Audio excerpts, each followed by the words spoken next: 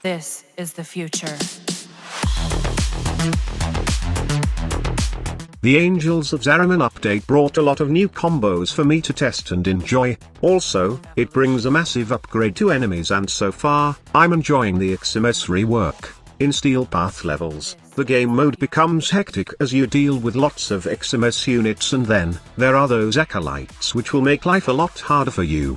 I don't know about you, but I find it very challenging, and I'm happy with the changes Digital Extremes did with the XMS units. They are very challenging to encounter right now in high-level play, as you need a very good setup to deal with them.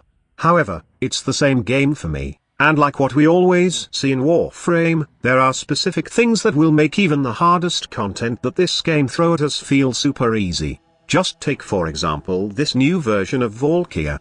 By the way, the new Carnive X Deluxe skin for Valkyria looks awesome, and it fits her characteristics right now. This Warframe is full of muscle right now, and it's virtually unstoppable. Why did I say this? There are a couple of reasons, and the first one is because of her Hysteria ability. We all know that Hysteria gives this Warframe invulnerability, and right now, it's very overpowered against XMS units, not just because you won't take any damage from them, but all those abilities that XMS units will try to throw at you won't work as long as you have the invulnerability from Hysteria. So probably, all those energy leeches will be useless with this Warframe, and you can just face tank all the XMS units in the game and kill them. Hell, Blitz XMS right now is kind of stupid, and they can even one-shot in arrows if they are high level. Invulnerability right now is a kind of cheese when you are facing XMS units, and Valkyria can be considered god tier right now in terms of survivability.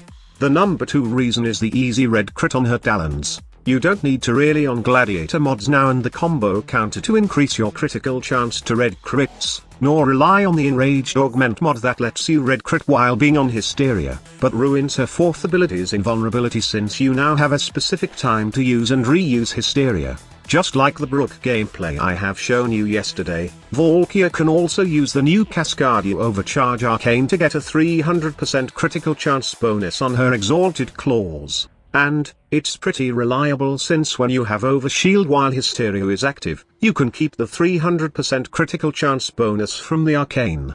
Long story short, as long as Hysteria is active, you can have the 300% critical chance from the Cascadia Overcharge Arcane, which you can equip on your secondary weapons, by the way. Now, Pillage is not really the best subsume ability for this build, since I got a better option in terms of armor and shield removal. The best subsume ability to get over shield would be Harrow's Condemn ability, as it will help you stunlock acolytes, also in Steel Path levels.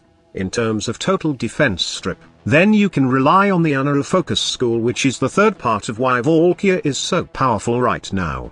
With Anaru Focus active, you can use Caustic Strike to remove all armor of enemies, and you can also remove all their shields with the help of Magnetic Flare. So, you got something against those high-armored enemies, and also, you can be great in Corpus missions because you can also remove those high shield values. The only problem that Valkyria has now is facing against infested disruptors that can completely eradicate your energy, but on other missions, she is superb since she got all the needed tool to both survive and destroy enemies.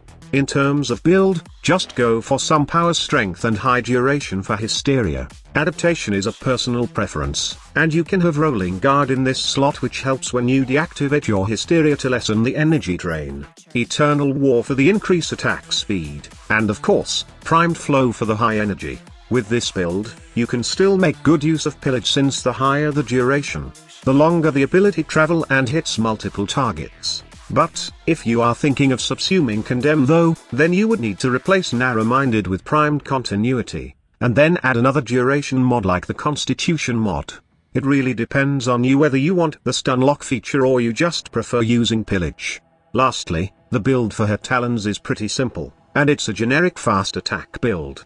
Since we have a way to strip all armor and shields now, then I highly advise you to go with Viral on your build instead of Corrosive. Just replace Shocking Touch with Northwind and you are good to go.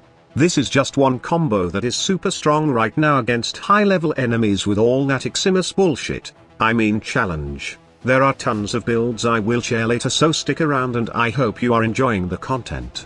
Thank you so much for watching. Squad Leader signing off.